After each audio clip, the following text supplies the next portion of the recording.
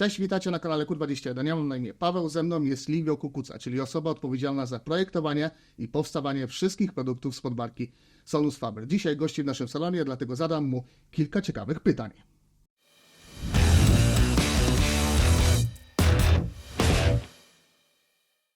Jak zwykle wiecie, że lubimy szanować wasz czas, więc nie chcę za bardzo przedłużać tego filmu, zatem przejdziemy od razu do pierwszego pytania. So Livio, thank you for coming, obviously. The first question I have is, do you know any Polish audio brands? Of course. I was recently impressed by what FET did on the design of the new amplifiers. So they are quite popular also in Italy, and I think I met someone of the design team over the socials, so Instagram. Okay. And I congratulate with them, and they did a great job, and very interesting product. Yeah, I think that some Polish brands really took off over the past few years, and now we have some companies that we are really proud of.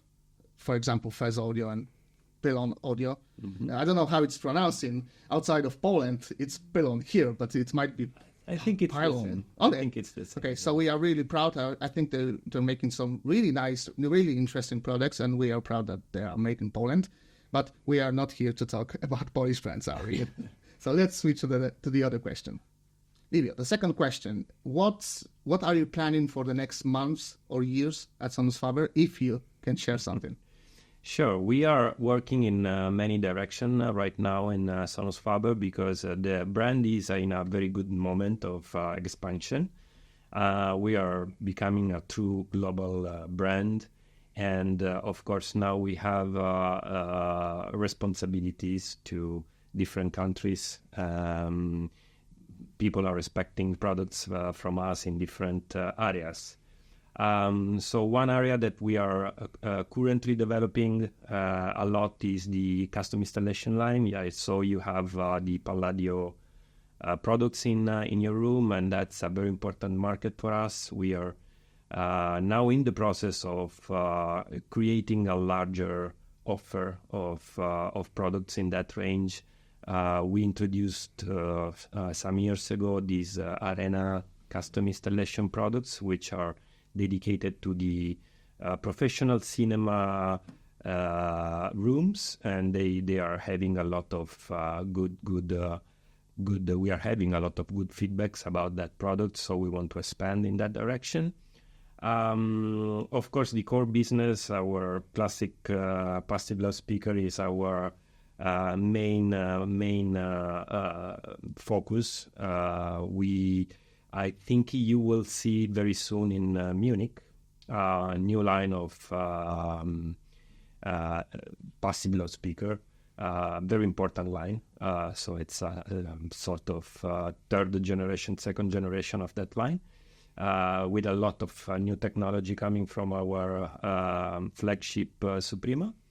And then through the end of the year, you will see also some new products coming in the heritage line. Okay. Also, we are focusing ourselves on new trends like streaming integrated products. This is something we are taking care, but we want to do it properly with the classic Sonus Faber quality. So it's not an easy process. It's a little bit longer. And of course, the automotive for us. So it's also pretty important. We are working with some Italian brands to have our sound signature in their cars. I think it makes sense. We are sharing many customers with them, so it's a nice way to have quality and made in Italy heritage in cars. So actually, with that answer, you answered my two next questions, but I'm still going to ask them. Maybe we can expand the topic. We use the Palladio system in our room, and it's nice actually to see such a brand that also focuses on more of the home cinema systems, because not everyone likes stereo. Some people like to have a very high quality cinema together with good audio for music reproduction. So it's good to see. And also the topic of cars. That was a question that I really wanted to ask, because we have a lot of good quality and beautiful Italian brands in automotive market. So can you share anything related to automotive market, like whom it might be, what is your plan, and how different is it to manufacture a car audio system than the classic stereo? Sure. To reply to your first question about custom installation, we believe that home cinema deserve more quality, because sometimes the focus of many brands is in reaching high SPL. Our challenge was to have the same level of SPL with our sound quality, which was a little bit difficult at the beginning, but I think we are succeeding in that. Regarding the automotive, that's a big opportunity for us. Italy has a long tradition of beautiful cars, and I think they really match with the Sonus Faber brand DNA in some cases. So the most important part for us is the selection of those brands, because of course we are not interested to be everywhere. We want to be in the best cars. So the first was Maserati, and still is Maserati. I think you will see new models coming out from them with our sound system in the car. Beautiful collaboration. I think we share a lot of values, and the people who work there, especially in the design lab, are now friends, and this is good. At the end of the day, I think any business is made of connection between people. So this is really important for us to expand a little bit our range of friends. You will probably see in the next future another collaboration with another iconic brand. One of the most iconic, I must say, maybe the most. And again, that's because we believe that Sonus Faber must be only with the best. What's different? It's not really different designing a speaker for car or a speaker for home in terms of end result. At the end of the day, we have a very clear scope in mind, which is this illusion to be in a music event, and you can reach it with stereo speaker, with all-in-one solution, with home theater, but also in the car. Why not?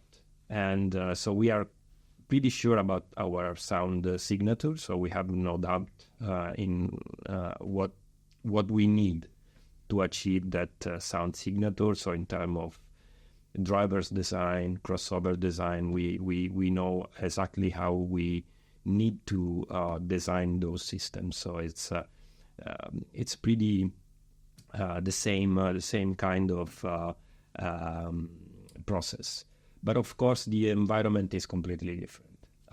So you have to take in consideration you are in a small environment with a lot of reflections, and you have DSP, very powerful DSP. So you can be tempted to do a lot of strange processing. But at the end of the day, we want to be pure as much as we can. And so our goal is always to offer this natural sound, even if the system is very complex with many speakers. I think the focus in that design for us is the driver design itself, because we believe in some specific materials to do the membrane and silk dome and paper cones.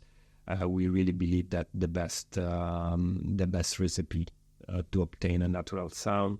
And then the fine tuning is probably the most intensive but also a fun part of the job, because our engineer stays in these cars for many hours, and you have to listen to the system in a different position of the car, and the sound must be always at the level of our expectation. So not super easy, but I think we succeeded. We won 2 ASA award in a row with our system in Maserati. The first one with the MC20, and the second with the Grecale, which was a sort of amazing surprise because ASA was not dedicated to car system before, and also winning the award in 2 years in a row was pretty impressive. So even if our team is pretty new to this field, I think we are doing the right moves, and I'm pretty proud of them. Congratulations. Such a nice achievement already. Yeah. 2 times in a row. Yes. Very nice. Okay, the next question, that's actually might be very interesting. Okay. What Sonus Faber model of loudspeakers would you put in your own studio system? You can choose only one. Only one? Yes. Okay, if it's only one, I will say Stradivari, which is the speaker I own.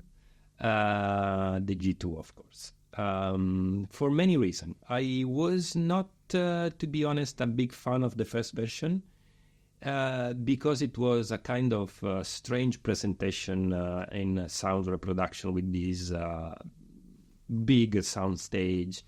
But when we approached the second generation of that model and we did all the listening tests and we created the first prototypes, I was personally involved in that development, and I discovered listening to that speaker that particular design, the wide front baffle, was offering something very particular and very peculiar, very special.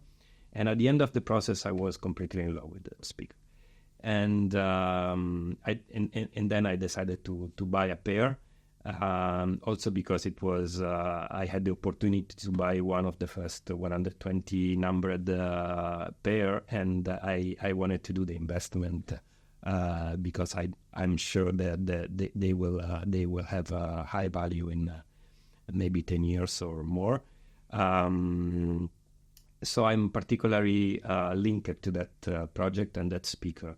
I have a second one. I know you want only one, but I have a second one, which is the Maxima Amateur. Also, that project is very important for me because it was the first project managed by me directly, and we made that project during the COVID lockdown. And that moment for, I think, the entire planet was not pleasant, was not nice. And that project was a way to escape from reality a little bit. We had the factory completely empty because, we were working from home mostly. So someday we escaped from our house and went in the listening room to test that speaker, and was really a way for us to connect again together in person, and again escape a little bit from reality. And so we put a lot of love in that project. And it was probably the most unusual environment you've ever been working in, manufacturing and designing a product, like during the lockdown. Absolutely. Difficult because, of course, you had no access to all the laboratories all the time. We have very limited access, and police was really severe. But we found a way to go there some days. So not easy, but for sure an amazing opportunity for us. And so every time I listen to a pair of Maxima, I have this good memory. Very good. Livio, next question. What do you think about burning in your speakers? Some manufacturers actually say that their speakers should be burned in for like 100 hours or 200 hours.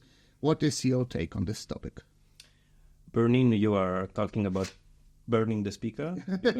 Not with fire. Not with fire. So that's controversial, I know, because people expect you give them an amount of hour, which is really difficult to say because it really depends by the music they are listening to, the volume they are listening to the speaker. In general, I would say the speaker is the component of the system that benefit the most from the burn-in because you have moving parts.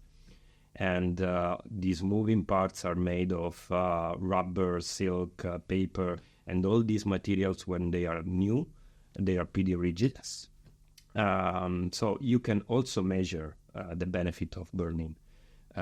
It's something that, it's very known at the point that for our homage series and above, we do some hours of burn-in of the drivers before we mount the drivers in the speaker, because the drivers change their characteristics, their electric characteristic after some hours.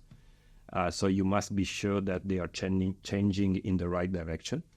So we do that in-house, but of course then there is a process that the customer must do in home. So I will never tell to anyone a number, because again, if you are listening to like heavy metal music for a week at 90 dB of pressure, that's more than enough. If you are listening to classic music or like few instruments for an year, maybe it's not enough. So it's a matter of usage. But what I recommend is always to, at least for the first month, to play some music and different music on the speaker, and sometime go high in volume, so you can really let them have their final performance in a shorter time. But we definitely believe that there is a good reason to do that. The next question is, are you planning to expand into active loudspeakers market? Yeah, we already have a couple of solutions. We have an only one, Omnia, and we have Duetto, which is a true stereo speaker. I don't know if you had the opportunity to hear, especially Duetto. It's an incredible solution. When we had the opportunity to work with active solution, we discover that, of course, you have amazing possibility to, for example, in the bass frequency, to tune the bass to a level that a passive solution cannot reach. So they have some very important point in positive aspect. We are working in that direction, yes. The only thing that for us is limiting a little bit the development of those models is that, first of all, I believe that there is a part of pleasure for audiophile, which is the game of changing electronics and cables and CD players. I'm an audiophile, so I know perfectly what I'm talking about. And an active speakers is limiting. It's a closed system. It's a closed system. It's limiting a little bit. So you had advantage, but also disadvantage. But I know also that there is a new generation of customer who are not maybe in this game of changing gears and separate, stack of amplifiers, who are searching for this solution because maybe they did their path in audio reproduction using some Bluetooth speakers, and they are searching for more quality. And I think a brand like Sonus Faber can give a good solution to them. So something we are trying to do is to offer the classic Sonus Faber quality with a little bit of convenience. So if people are used to listen music through their smartphone. We think that we must be up to date and give them a solution. But also we will be always the brand of audio fanatics who wants to mix and match amplifiers and sources, because I think it's a beautiful game, and we believe in that a lot. So this might be a very interesting one. We all know that Sonus Faber has a characteristic sound about it, so-called house sound. Mm-hmm. So my question is, what's the time of the manufacturing and designing the product when the house sound comes in? Like what is the type of approach you have to do to ensure that the Sonus Faber house sound is present in the new loudspeaker? So the sound signature or the way we design a speaker is not like a single ingredient. Is something that belongs to the whole process, because we are now able to design drivers in-house, and when the designers are approaching the design of a driver, they already know that they had to design the driver to have some specific characteristics to reach what we call the natural sound or the sound of Sonus Faber. So in terms of structure of the motor of the driver, the suspension, the shape of the membrane, everything is designed to arrive to that point that we have in mind. So we know that our customer enjoy our products because they sometimes I see on social some of our customers, they say with this and that speaker you can hear the recording. With Sonus Faber you are really enjoy music, and this is what we want to do. We want to really have a pleasant and long experience without any harsh, without any fatigue. So when we design drivers, we start with that in mind. The shape of the cabinet is made to accomplish the characteristic of the driver. And finally, the crossover design is, of course, the most relevant part when you talk about sound signature, because the crossover is where you define the level of salt and pepper. Yes. And of course, that's the most delicate part. We have a process in the company which is called the sound quality.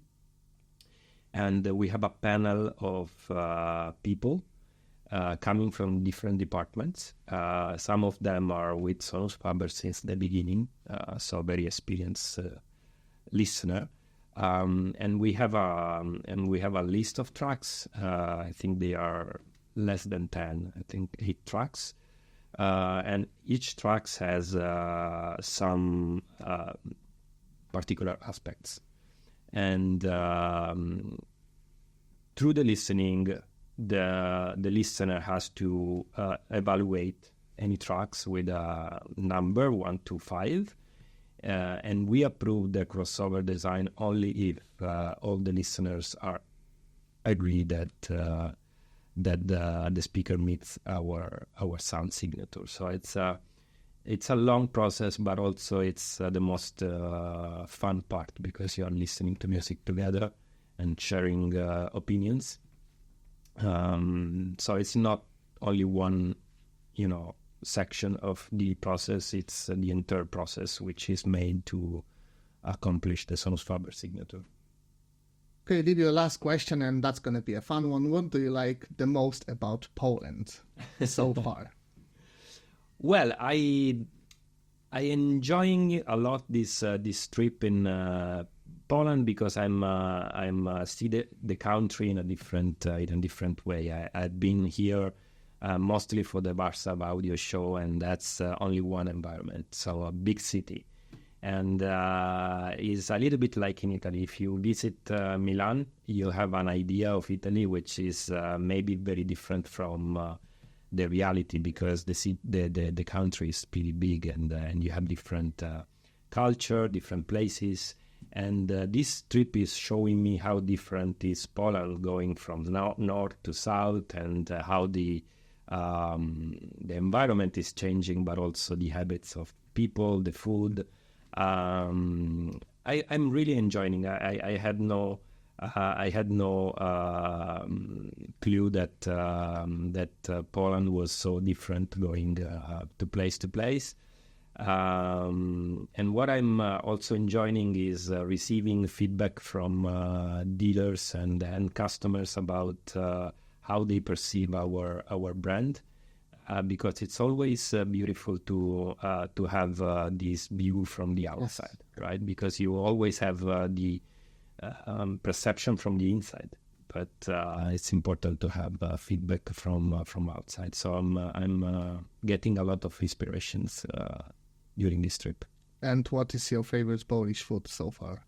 Have you tried pierogi, for example? No, it's very difficult to me to say. It's very difficult. I need to test more specific Polish food. But so far so good? Yeah, very good. Very good. Yeah, very good. It's not Italian cuisine, of course, which is considered to be the best in the world. And I think I agree on that. But Polish cuisine is also very good, I think so. Yes, it's good, and I think the cuisine of the north of Europe is really interesting to me, because I have some specific taste, and the north of Europe is matching a lot with my taste. Different from Italian cuisine, but must be like that, in my opinions. I think it's part of the beauty of traveling is to taste different things. And I was in China last week, and so this is really, really different. Yeah. Really different, but I'm enjoying a lot.